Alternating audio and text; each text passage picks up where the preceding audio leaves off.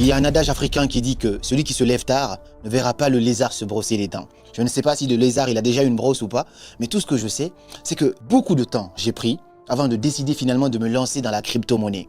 Enfin, ça y est, j'ai dépensé tout mon argent pour acheter des bitcoins. Bon, pas tout mon argent, mais d'ici la fin de cette vidéo, je te dirai combien j'ai enfin décidé de miser sur les bitcoins, les Ethereum, en tout cas les crypto-monnaies. Ça y est, j'ai passé le cap parce que à l'époque, j'étais ce coach-là en développement personnel qui était fermé à tout ce qui était digital, en tout cas nouvelles technologies et crypto-monnaie, trading, parce que je me disais, tout comme toi, que c'est risqué, c'est dangereux, c'est de l'arnaque. Et puis c'était compliqué parce que je ne comprenais rien aux courbes et tout ce qui allait ainsi de suite. Mais je pense que j'ai eu enfin moi aussi le courage de passer le cap. Je ne sais pas comment j'ai eu le déclic, mais je vais pouvoir te raconter ici pourquoi j'ai enfin décidé d'investir une bonne partie en tout cas dans la crypto-monnaie, d'investir dans les bitcoins. Je vais t'expliquer combien exactement j'ai investi là-dedans, comment je compte gagner de l'argent grâce aux crypto-monnaies, mais surtout grâce au bitcoin, mais également quelle sera ma stratégie sur le long terme. Je vais te partager tout ça dans cette vidéo et peut-être te conseiller peut-être d'investir, mais je ne suis pas un conseiller financier, donc cette vidéo n'est en aucun cas une obligation pour toi d'investir ton argent, sachant que c'est risqué. Le monde de la crypto-monnaie et du trading est très volatile.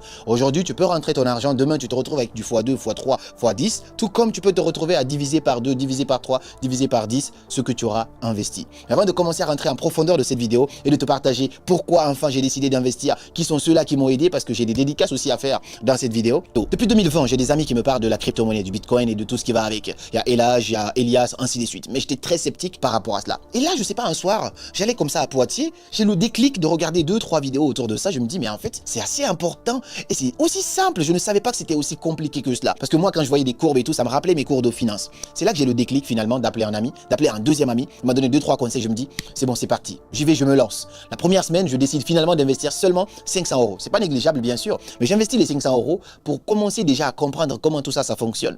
Ma façon d'investir est très simple. Moi, quand tu regardes mon portefeuille, je vais sur des trucs beaucoup plus solides, beaucoup plus validés. Le Bitcoin, par exemple, lorsque je pense qu'en 2009, le Bitcoin ne coûtait même pas 1 euro, et puis quelques années, 1 an ou 2 ans plus tard, quelqu'un a vendu 10 000 Bitcoins à seulement 2 pizzas. C'est-à-dire, il a échangé 10 000 Bitcoins contre 2 pizzas, les frères. Imaginez aujourd'hui, un seul Bitcoin, ça coûte 85 000 $ actuellement, pendant qu'on fait cette vidéo. Un seul. Maintenant, multipliez 85 000 par 10 000. Quelqu'un qui aurait acheté ça à l'époque. Bon, allez, on va s'amuser un petit peu. 85 000 multiplié par 10 000. Est-ce que ouais, elle va bugger. Ça fait 850, je pense, millions de dollars. 850 millions de dollars. Quelqu'un, 2 pizzas. C'est converti en ça. Pourquoi je dis ça? Parce que parfois on n'a pas cette tendance à pouvoir anticiper les choses et se dire, tout le monde ne peut pas oser dire non, ça un jour ça va prendre de la valeur. Donc plus on attend encore, plus ce sera trop tard d'investir dans la crypto-monnaie. Le truc c'est quoi ici? C'est que moi j'ai décidé finalement, je me dis, quand on met de l'argent à la banque, tu mets 10 000 euros à la banque, moi ça m'est déjà arrivé, j'ai mis 24 000 euros à la banque, à la fin de l'année, c'est-à-dire pendant un an j'ai pas touché, à la fin de l'année, la banque m'a fourni, je pense, 600 euros de plus sur les 25 000 euros que j'ai mis. C'était 24 000 euros, c'était un livret A. 600 euros de plus. Donc je sais même pas si ça fait 2% de tout mon argent qui est là. On va faire le calcul après. Je vais vous mettre ça sur l'écran. Alors que l'inflation est évaluée parfois à 5%. Parfois ça monte même dans certains pays à 10%. Donc quand tu laisses ton argent à la banque, non seulement tu ne gagnes pas d'intérêt parce que les 600 euros de plus que tu as eu, tu as l'impression que tu as eu de l'argent. Non, mais l'inflation est évaluée à 5%. Toi, tu as gagné 2% de ton capital. Donc tu perds 3% chaque année. Ça ne veut pas dire qu'il ne faut pas laisser de l'argent à la banque. Moi, je vous le dis, il faut épargner.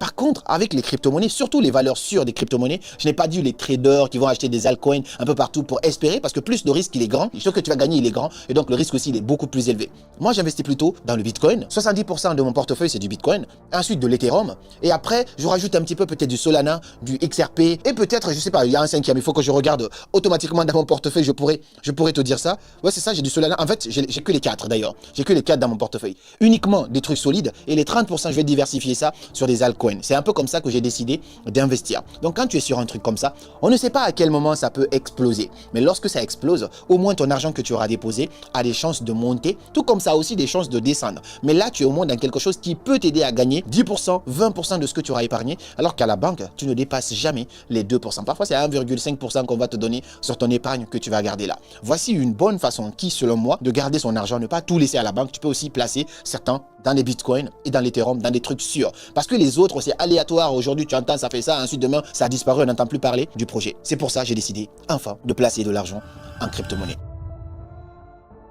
Maintenant, quelle est ma stratégie d'investissement et combien j'ai investi là-dedans? C'est pas aussi fou que ça parce que je ne suis pas têtu. Je vais tout doucement et de façon stratégique parce que j'ai quand même pris le temps de me former, de regarder pas mal de vidéos, de suivre des formations, mais aussi d'appeler des gars qui s'y connaissent. Notamment, j'ai appelé Amadou Sek de Dakar qui est là. Merci beaucoup pour les petits conseils, qui m'a un peu initié à 2-3 trucs que je ne comprenais pas. Je lui ai envoyé des questions. Il y a aussi Alassane Barry de la Guinée. Merci beaucoup pour les petits tips. Et il y a aussi Kafando depuis le Burkina Faso. Merci aussi pour les tips qui m'a partagé ainsi de suite. Tout ça, ça me permet d'enrichir un petit peu mes connaissances. Donc, je suis très loin d'être un expert en crypto-monnaie, mais je ne veux juste pas être ce coach en développement personnel qui va uniquement rester là dans le développement personnel. Non, je dois m'ouvrir au monde entier, surtout que je suis jeune. Je ne veux pas que demain, je vois des gens qui ont ramassé des millions et puis on me dise « Ah, t'aurais dû te lancer. » Merde, c'est trop tard. Parce qu'à un moment donné, ça sera trop tard d'investir dans du Bitcoin, c'est sûr et certain. Aujourd'hui, maintenant, lorsqu'on fait le calcul, moi, ce que j'ai fait, j'ai décidé d'investir de la manière avec le DCA, la stratégie DCA. Je sais plus ce que ça veut dire en anglais, je vais trouver ça et je te le donne. C'est-à-dire, j'ai investi d'abord 500 € et ensuite, je voulais placer quand même quelque chose de bien. Donc, j'ai rajouté 2500 € sur mon investissement, 70% Bitcoin, l'Ethereum, et ensuite les Solana et les XRP vont venir. Je n'ai pas le temps d'être là sur mon téléphone tous les jours pour regarder est-ce que c'est monté, est-ce que c'est descendu. J'ai pas cette énergie-là. Donc je suis plutôt sur une stratégie long terme. Là, on est autour de 85 000 $, ainsi de suite. Lorsqu'on atteindra les 100 000 $, forcément, je sais que ce que j'aurais épargné au moins aurait eu quelques pourcentages en plus. Lorsque ça atteindra les 200 000, je sais que ce que j'aurais investi déjà augmentera au fur et à mesure. Ma stratégie, c'est que chaque semaine ou chaque mois, je vais investir un petit peu. Acheter encore un peu plus de crypto, qu'on soit en hausse ou qu'on soit en basse. Voici ma stratégie parce que ça me permet de cumuler pas mal de quantité en Bitcoin. C'est pas la quantité d'argent que j'aurai là-bas, mais plutôt la quantité de Bitcoin. Et comme ça, lorsque le Bitcoin sera valorisé, mon investissement aussi sera valorisé. C'est ma stratégie, la stratégie DCA que j'ai décidé d'adapter et je me suis renseigné quand même auprès de beaucoup d'experts. J'ai lu pas mal de choses là-dessus et c'est ce que j'ai décidé finalement de mettre en place. Combien j'ai mis? Exactement 2500 € que j'ai mis là-dedans et je sais qu'en dollars, ça fait un peu plus. Et je viendrai te faire ici des retours. Le jour où je vais me casser la gueule parce que je ne m'arrêterai pas là. Mon but, c'est minimum d'ici la fin de cette année, minimum d'avoir autour de 15 000 € d'investis dans du Bitcoin. Donc, je n'hésiterai pas du tout chaque mois à faire rentrer un peu plus d'argent, un peu plus d'argent, un peu plus d'argent. Parce que j'ai confiance finalement à cette chose-là. Et ça me rappelle mes cours de macroéconomie, de finance que je voyais passer. Enfin, pour finir cette vidéo, l'une des dernières raisons pour lesquelles j'ai décidé finalement de commencer à utiliser tout ça, les bitcoins, la crypto-monnaie et aussi même d'aller sur ces plateformes-là, c'est que moi, je voyage beaucoup et je fais beaucoup de business à l'international. Ce qui se passe, c'est que à chaque fois, pour m'envoyer de l'argent, c'est énormément de frais. Vous savez, pour envoyer 1000 € parfois, on va te taxer. Une fois, un collaborateur devait m'envoyer 1000 €, on l'a taxé, je pense, 45 € de moins sur les 1000 €. Ça, c'était les frais. Alors que là, on m'a parlé des USDT. Je ne comprenais rien à ça à l'époque. Maintenant que je comprends, on m'a transféré mon argent du Burkina Faso à la Guinée pour 1 €. C'est à 1 $ plutôt, 1 $ de frais, un seul dollar de frais. Et donc là, tu te dis, mais c'est assez intéressant parce que tu n'as plus besoin. Non, quelqu'un te donne de l'argent, tu dis, envoie-moi des USDT. Il te transfère ça directement, tu reçois ça sur ton compte. Si tu veux le mettre sur ton compte bancaire, tu peux le mettre sur ton compte. Sinon, tu laisses là et tu peux t'en servir pour encore investir. Je trouve ça comme étant quelque chose de génial parce qu'on n'est pas exposé aux frais d'échange par-ci, par-là.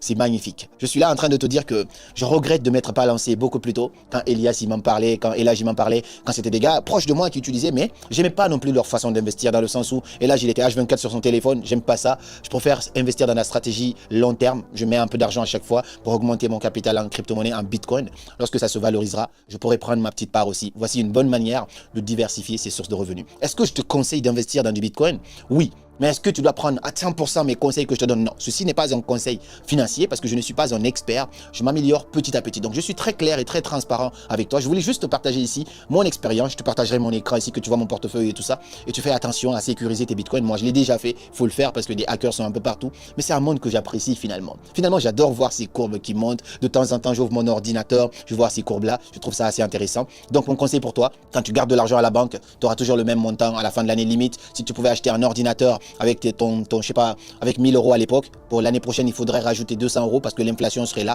Donc, il faudrait 1200 € pour acheter le même ordinateur. L'inflation suit, ton argent à la banque ne suit pas. Si tu peux diversifier tes sources de revenus, c'est ça qui peut nous rendre riches. Donc, investir dans l'immobilier, investir dans la bourse, investir dans la crypto-monnaie, mais comprendre d'abord avant d'investir, ne pas investir comme ça de façon aléatoire. Eh bien, je te le conseille vivement. Merci à chacun de vous d'avoir vu cette vidéo, mais je voudrais savoir, est-ce que toi, tu es novice dedans? Est-ce que tu investis dans la crypto-monnaie? Est-ce que tu as un portefeuille que tu te constitues aussi? Quelle est ta vision par rapport à tout ça? ça. Je veux quand même savoir si ma communauté elle est assez ouverte à ça parce que c'est la première fois que j'aborde ce sujet-là. Mais je ne peux jamais aborder quelque chose que je n'ai pas essayé. C'est pour ça on m'a longtemps demandé, fais des vidéos sur ça, tu as des formations sur ça. Non. Le jour où je maîtriserai suffisamment ce truc et que j'aurai mes premiers résultats, peut-être qu'un jour je pourrai peut-être moi aussi initier les gens à accompagner. Pour l'instant, j'aide un peu les gens autour de moi à comprendre de quoi il s'agit parce que je trouve ça fascinant. Parfois, je vois mes 2500 € passer à 3000. Parfois, je les vois descendre un peu plus en dessous. Je trouve ça fascinant et c'est juste impressionnant. Partage-moi ton expérience autour des bitcoins dans les commentaires. Et puis moi, je te donne rendez-vous à Dakar le 10 mai. On sera là pour un méga concert éducatif. Après Conakry, après Lubumbashi, Kinshasa, Maroc, Paris, Burkina Faso très récemment, c'était du haut niveau, mais sincèrement, du très haut niveau en termes de partage de connaissances. La prochaine étape, ça serait Dakar, au Radisson Blu, à l'hôtel Radisson Blu. C'est un magnifique hôtel à partir de 9 h. Soyez à l'heure, les places sont déjà ouvertes, les places sont offertes limite, parce que au vu de ce que ça coûte d'avoir Karamo en coaching, dans les conférences, ça coûte 20 000 francs CFA, 40 000 francs CFA et 70 000 francs CFA. Ceux qui payent un peu plus ont la possibilité de déjeuner avec moi et plein d'autres privilèges, même parfois des coachings. Je trouve ça fascinant. C'est une opportunité de pouvoir se croiser, d'apprendre aussi sincèrement autour du développement personnel, de l'entrepreneuriat, mais aussi du digital pour pouvoir propulser ton activité à l'étape supérieure. Je te remercie et je te donne rendez-vous le 10 mai à Dakar, peu importe où tu es dans la sous-région. Et comme toujours, c'était Karamo, suivez vos rêves, ils connaissent le chemin.